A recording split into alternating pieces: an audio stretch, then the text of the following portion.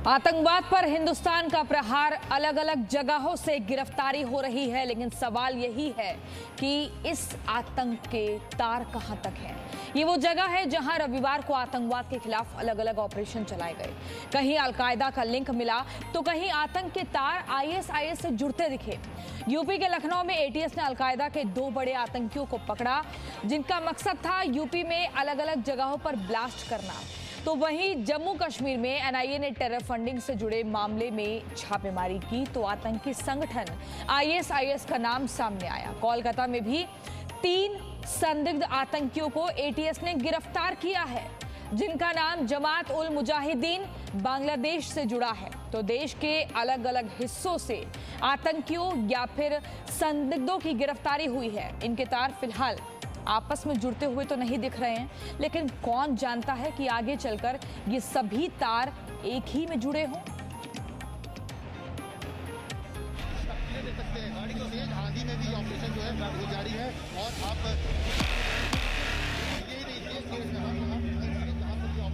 चल रहा है।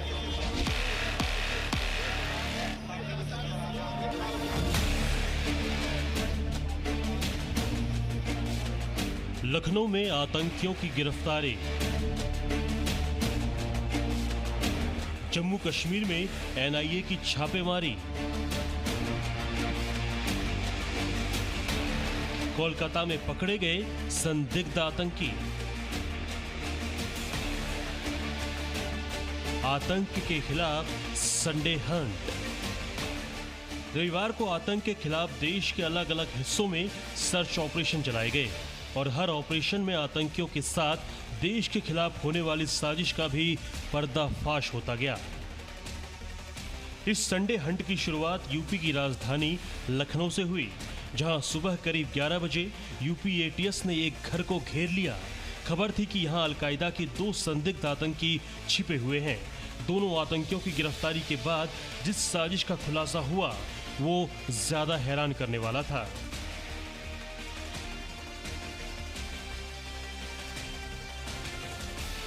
अलकायदा के गिरफ्तार आतंकवादी यूपी में सीरियल ब्लास्ट की साजिश रच रहे थे। आतंकी मानव बम जैसे हमले की प्लानिंग भी कर रहे थे। यूपी एटीएस के मुताबिक इन आतंकवादियों का मकसद भीड़ भाड़ वाली जगहों को निशाना बनाना था। साथ ही इन आतंकवादियों के टारगेट पर बीजेपी के बड़े नेता भी थे। इन लोगों ने उमर हलमंडी के निर्देश पर तथा अपने अन्य साथियों के सहायता से 15 अगस्त के पूर्व उत्तर प्रदेश के विभिन्न शहरों में, विशेषकर लखनऊ के महत्वपूर्ण स्थानों, स्मारकों, भीड़भाड़ वाले इलाकों में विस्फोट करने, मानव बम आदि द्वारा आतंकी घटना कारित करने की तैयारी में थे। इसके लिए इनके द्वारा शस्त्र एवं विस्फोटक आदि भी एकत्रित किया गया था। लखनऊ में साजिश का खुलासा हुआ तो वहीं जम्मू कश्मीर में आतंकियों के लिए फंड मुहैया कराने वालों पर एनआईए ने कार्रवाई की। रविवार को एनआईए ने 5 जगहों पर छापे मारे। इस छापेमारी में एनआईए ने 6 लोगों को गिरफ्तार किया, जो आतंकवादी संगठन आईएसआईएस के लिए टेरर फंडिंग का काम करते थे। दरअसल एनआईए को एक मामले की जांच के दौरान ये संदेह हुआ था कि जम्मू कश्मीर में श्रीलंका और मालदीव के रास्ते ऑनलाइन कट्टरता की ट्रेनिंग दे रहे हैं, जिसके बाद एनआईए ने केस दर्ज किया और अनंतनाग समेत कई जगहों पर छापेमारी की। छापेमारी में एनआईए को आईएसआईएस के लोगों वाले टी-शर्ट, मोबाइल फोन, लैपटॉप और हार्ड डिस्क मिले हैं। पश्चिम बंगाल के कोलकाता में भी रविवार को एटीएस ने 3 संदिग्धों को गिरफ्तार किया। इन 3 संदिग्ध आतंकवादियों के तार जमात उल मुजाहिदीन बांग्लादेश से जुड़े हैं। कोलकाता के हरिदेवपुर इलाके से गिरफ्तार हुए इन 3 लोगों से फिलहाल पूछताछ चल रही है। आतंक के ये तार भले ही अलग अलग संगठनों के हों, लेकिन इसमें कोई शक नहीं कि इनका मकसद सिर्फ हिंदुस्तान को तोड़ना है। अब हिंदुस्तान को तोड़ने के लिए ये और किस किस तरह की साजिश कर रहे हैं, फिलहाल इसका खुलासा होना बाकी है। ब्यूरो रिपोर्ट, जी मीडिया। तो आतंकी साजिश तो खैर नाकाम हुई है, लेकिन 10 बड़े खुलासे जो अब तक हुए हैं वो आपको बता देते हैं। यूपी में सीरियल ब्लास्ट करने की साजिश थी। मानव बम के जरिए भी हमले की साजिश रची जा रही थी। भीड़ वाली जगहों को बनाना चाहते थे निशाना। टारगेट पर थे बीजेपी के कई बड़े नेता। 15 अगस्त से पहले धमाकों की साजिश थी। अलकायदा का आतंकी है उमर अल मंदी। उमर अल मंदी ने बनाया आतंकी मॉड्यूल। कई दिनों से आतंकी षड्यंत्र रच रहे थे। कोलकाता के 3 आतंकी जमात उल मुजाहिदीन से जुड़े। आतंकी साजिश का एक तार कानपुर से भी जुड़ा हुआ है। और इसी खबर पर हम अलग अलग शहरों से अब जानकारी जुटाएंगे हमारे संवाददाताओं से। हम सबसे पहले आपको बता दें, हमारे साथ होंगे मनीष शुक्ला दिल्ली से, पूजा मेहता कोलकाता से, खालिद हुसैन जम्मू से और राजू राज हमारे संवाददाता संभल से। तो खालिद हुसैन श्रीनगर से लगातार हमारे साथ बने हुए हैं। आपके पास आने से पहले हम सबसे पहले राजू राज आपके पास आएंगे। जैसे जो बीते दिन हुआ संडे हंट, यूपी एटीएस को एक बड़ी कामयाबी हाथ लगी। प्लानिंग ये थी कि 15 अगस्त के दरमियान कुछ एक बड़ा धमाका हो सकता है सीरियल ब्लास्ट को लेकर। लेकिन राजू, जो अभी तक जानकारी मिल रही है, अलग अलग शहरों से पकड़े तो जा रहे हैं ऐसे संदिग्ध व्यक्ति, आतंकी, लेकिन आपस में इनके तार कुछ जुड़े हुए तो नहीं मिल रहे हैं अभी। देखिए प्रियंका, ये बिल्कुल जांच का विषय है कि जो तमाम अलग अलग जगहों से जो आतंकवादी गतिविधियों को अंजाम देने के फिराक में थे उसको बेशक नाकाम कर दिया गया है। जो लोगों को, जिन लोगों को अरेस्ट किया गया है, अलग अलग संगठन से जुड़े हैं। लखनऊ में भी जो आतंकी संगठन जुड़े हुए थे, अलग संगठन से थे, अलकायदा समर्थित संगठन से जुड़े हुए थे। बता दें कि इस पूरे मामले में अब दिल्ली पुलिस की भी टीम एक्टिव हुई और दिल्ली पुलिस की स्पेशल सेल की टीम लखनऊ जाके इन 2 आतंकवादियों से पूछताछ करेगी। क्योंकि मैं बता दूं कि 2015-16 के दौरान दिल्ली पुलिस के स्पेशल सेल की टीम ने एक ऑपरेशन किया था। AQIS अलकायदा का इंडियन सब कॉन्टिनेंट जो मॉड्यूल था उसको बस्ट किया था। 6 लोगों को अलग अलग जगहों से गिरफ्तार किया था। उसके बाद ये चीज़ें सामने आई थी कि यूपी का जो संभल इलाका है, दीपा सराय का इलाका है, ये यहाँ से तमाम जो बड़े आतंकी हैं जो अलकायदा से जुड़े हुए थे वो यहाँ से निकले हैं और देश के अलग अलग जगहों पर आतंकी गतिविधियों को अंजाम देने के कोशिश भी की थी। लेकिन जो उमर अल मंदी की जो बात सामने आ रही कि ये एक साजिश रच रहा है और तमाम जगह पर अपने संगठन के लोगों के या उससे समर्थित लोगों को अलग अलग जगह पर देश के अलग अलग हिस्सों में भेजकर आतंकी गतिविधियों को अंजाम देना चाहता था 15 अगस्त से पहले। और तमाम बीजेपी नेताओं इसके निशाने पर थे। तो इसका भी तार संभल से जुड़े हुए थे। ये भी संभल का रहने वाला है। सर्जिल उस्मानी भी है जो संभल का रहने वाला। तमाम जो ऐसे बड़े नाम जो इंडियन जो अलकायदा से जुड़े हुए थे, इंडियन सब कॉन्टिनेंट, तमाम के तार संभल से जुड़े हैं। तो लिहाजा कल के जब लखनऊ में छापेमारी तो यहाँ के भी लोकल पुलिस पूरे इलाके में सर्च ऑपरेशन किया है कि कई ऐसे आतंकी थे जो यहाँ से भागे हुए थे, जो पाकिस्तान में बैठे हैं। तो इन पूरे मॉड्यूल को जोड़ा जा रहा है, इनके तार को जोड़ा जा रहा है। तो क्या इनके इरादे देश के अलग अलग हिस्सों में और कहां जुड़े हुए, क्या इनका कनेक्शन सिर्फ एक है, इस बात की भी जांच यूपी एटीएस और तमाम जो सुरक्षा एजेंसियां वो कर रही है। ठीक है राजू, ये पूरा जांच का विषय है कि आखिर ये तार कहां पर जुड़ेंगे अंत में जाकर। लेकिन खालिद, आपके पास आते हुए हम देखिए खालिद, लगातार अलग अलग संगठनों के बारे में पता चल रहा है, लेकिन जिस तरह से मकसद को लेकर बात हो रही है, मकसद एक ही है, हमले करने हैं, दहशत फैलानी है। लेकिन अगर हम जम्मू कश्मीर की बात करें तो वहां एनआईए की छापेमारी भी लगातार जारी है। बिल्कुल, देखिए कल अगर हम देखें तो करीबन 8 महीने के अंतराल के बाद फिर से एक बार एनआईए की छापेमारी देखने को मिली है। कल सुबह 4 बजे के करीब ही ये जो छापामारी शुरू हुई और अनंतनाग के 5 इलाकों में और श्रीनगर के एक इलाके में और बारामूला के एक इलाके में छापामारी हुई, जिसमें 6 लोगों को जो है डिटेन किया गया था। हालांकि उनसे एक को जो है रिहा कर दिया गया है, लेकिन इनके पास से जो एनआईए का स्टेटमेंट है उसके मुताबिक कुछ ऐसे आपत्तिजनक कागजात मिले हैं, लैपटॉप्स मिले हैं, पेन ड्राइव्स मिले हैं, जिनकी जांच अब होनी है और उनके बेसिस पर जो है आगे की कार्रवाई होगी। एनआईए की छापेमारी में आपको बता दूं, यहाँ हवाला फंडिंग और टेरर फंडिंग के सिलसिले में पिछले कई सालों से लगातार चल रही है और कई बड़े नेता जो अलगावादी थे उनको भी इसी आरोप में जो है अभी तक बंद रखा हुआ है, हिरासत में है, उनसे भी पूछताछ हो रही है।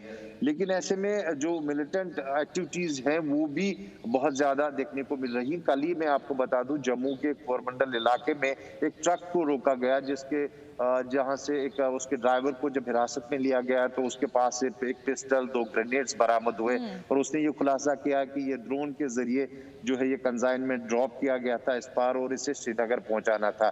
तो ऐसे वाकये भी सामने आ रहे हैं, ड्रोन के जरिए हथियार यहाँ पे आ रहे हैं, लेकिन जो फंडिंग है उस पर पिछले 3-4 सालों से बहुत ज्यादा कदगन लगा हुआ है। जब से एनआईए ने छापेमारी शुरू की है या फिर ईडी ने पूछताछ शुरू की है, उसके बाद से लगातार जो है फंडिंग के सिलसिले में अब लोकली जनरेट होता है फंड, तो उसको देखने के लिए एनआईए ने कल सुबह से ही छापामारी यहाँ पे की और करीबन 8 घंटे ये छापामारी पूरे कश्मीर घाटी के विभिन्न इलाकों में चली। फंड जनरेट कहाँ से हो रहा है, ये भी एक बड़ा सवाल है। पूजा आपके पास आएंगे, लेकिन मनीष शुक्ला जो दिल्ली से लगातार हमारे साथ बने हो, मनीष, जिस तरीके से हम देख रहे हैं जिन भी संदिग्धों को गिरफ्तार किया जा रहा है या जिन आतंकियों को पकड़ा जा रहा है, उनके पास से भारी तादाद में दस्तावेज मिल रहे हैं, लैपटॉप, हार्ड डिस्क मिल रही है। दिल्ली पुलिस की जो स्पेशल सेल है वो भी काफी सक्रिय है।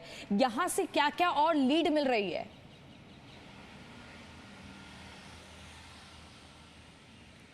देखिए, जहाँ पे भी इस तरीके की छापेमारी की कार्रवाई होती है, जिन आतंकियों को पकड़ा जाता है, उनकी पूरी जानकारी सेंट्रल एजेंसीज़ को शेयर की जाती है। एक कॉमन डेस्क होता है जहाँ पर आईबी, आरएनडब्ल्यू या फिर स्टेट एजेंसीज से जुड़े लोग होते हैं, जिसको हम मैक बोलते हैं, मल्टी ये कॉम्बैट एजेंसी होती है, जहाँ पर शेयर किया जाता है कि किस लेवल का थ्रेट है और उसमें जो भी इनपुट मिलते हैं उसके बाद आगे की कार्रवाई की जाती है। तो ये एक कोऑर्डिनेटेड एफर्ट है। अगर आप देखें प्रियंका, एक बड़ी पिक्चर को देखें तो अलग अलग जरूर ये ग्रुप के नाम हैं, अल-कायदा या ISIS या फिर जमातुल मुजाहिदीन बांग्लादेश, लेकिन सबके जो कॉमन एक ही एजेंडा है कि भारत में जो यूथ है उनको रेडिकलाइज करो और उनके ज़रिए भारत के अंदर बड़े हमले करो।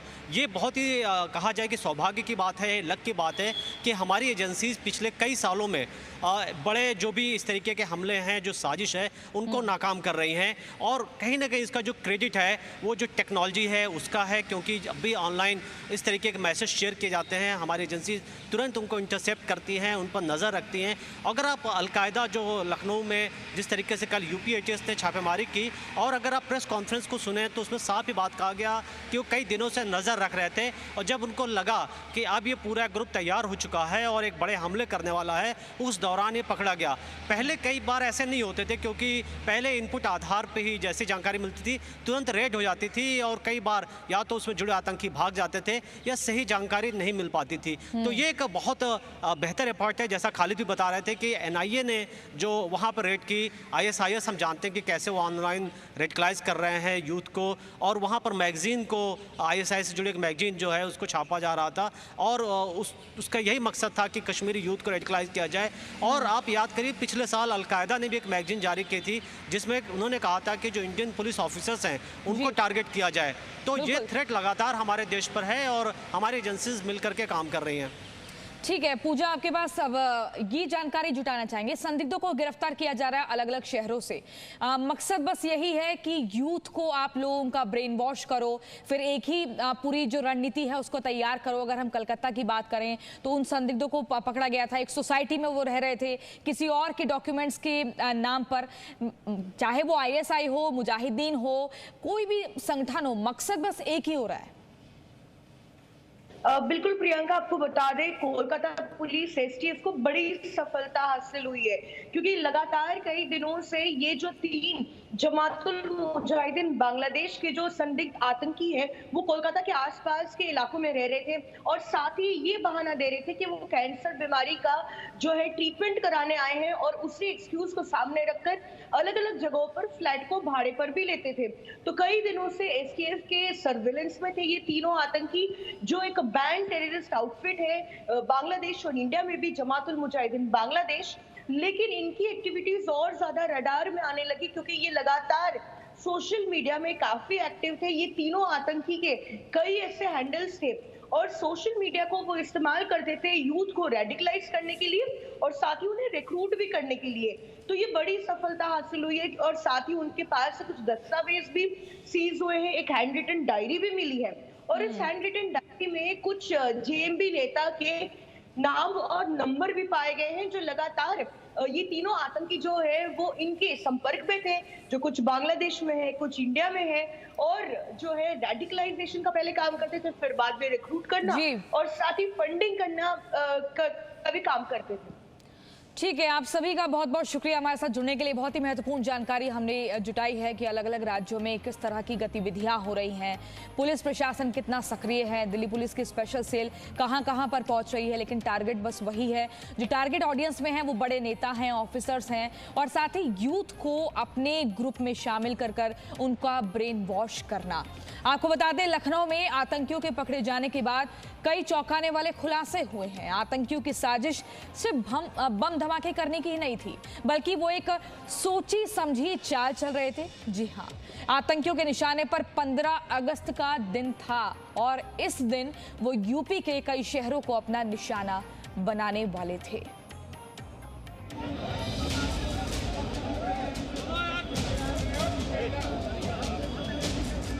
यूपी के लखनऊ में एटीएस ने एक बड़ी साजिश को होने से रोक लिया है। आतंकवादियों की गिरफ्तारी और एटीएस के दिए गए बयान के बाद कई बातें सामने आई हैं। इसमें सबसे अहम बात है स्वतंत्रता दिवस के मौके को अपना निशाना बनाना।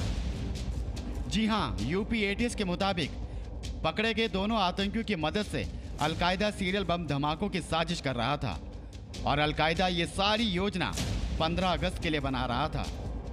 इस मॉड्यूल के जो प्रमुख सदस्य हैं उनका नाम है मिन्हाज, मसीरुद्दीन व शकील। इनके नाम प्रकाश में आए हैं। 15 अगस्त के पूर्व उत्तर प्रदेश के विभिन्न शहरों में, विशेषकर लखनऊ के महत्वपूर्ण स्थानों, स्मारकों, भीड़भाड़ वाले इलाकों में विस्फोट करने, मानव बम आदि द्वारा आतंकी घटना कारित करने की तैयारी में थे। यानी माना जा रहा है कि 15 अगस्त के मौके पर देश को जलाने की आतंकियों की साजिश अब नाकाम हो चुकी है। लेकिन यहाँ से जो जांच शुरू होगी वो कौन कौन सी बातें सामने आएंगी कोई नहीं जानता। कई सवाल ऐसे हैं जिनका जवाब जरूरी है। आतंकियों के निशाने पर कौन से इलाके थे, इस साजिश में उनके साथ और कौन कौन था, और सबसे बड़ा सवाल ये कि इस आतंकी मॉड्यूल के पीछे और कितने लोग हैं। तलाशी के दौरान एटीएस को बम बनाने का सामान और कई हथियार भी मिले हैं और पूछताछ में उमर अलमंदी का नाम भी सामने आया है। उमर अलमंदी वही है जिसने यूपी में धमाके की साजिश करने के साथ ही आतंकियों की भर्ती भी की थी और वो पाकिस्तान अफगानिस्तान बॉर्डर के पास से अपना पूरा नेटवर्क चलाता है। खैर, इसमें कोई शक नहीं है कि आतंकियों के नेटवर्क का हर तार पाकिस्तान से ही क्यों जुड़ता है। अलकायदा का उत्तर प्रदेश मॉड्यूल उमर हलमंडी नाम के व्यक्ति द्वारा चलाया जा रहा था। मॉड्यूल के संगठन में सदस्यों की भर्ती तथा उन्हें रेडिकलाइज करने का कार्य किया जा रहा है। उमर हलमंडी ने कुछ जिहादी प्रवृत्ति के व्यक्तियों को लखनऊ में चिन्हित कर एवं उन्हें नियुक्त कर अल-कायदा का मॉड्यूल को खड़ा किया गया है। आतंकी घटनाओं को अंजाम देने के लिए तैयार किया गया है। अब भले ही आतंकियों का प्लान 15 अगस्त फ्लॉप हो गया हो, उमर अलमंदी के इस नेटवर्क के तार देश के किन किन शहरों को अपना निशाना बना रहे हैं। यूपी एटीएस को फिलहाल इस मामले का एक तार कानपुर से जुड़ता हुआ दिख रहा है। इसके लिए टीम तैयारी भी कर रही है और क्या पता यहीं से अगली कड़ी का सुराग भी मिले। फिलहाल 15 अगस्त पर होने वाली अनहोनी को एटीएस ने कुछ हद तक टाल दिया है, लेकिन इस साजिश की जड़ें कहां तक फैली हुई हैं, इसका पता लगाना बेहद जरूरी है। Bureau report, ji media. Presenting V News app, available on Google Play and App Store. Download it now.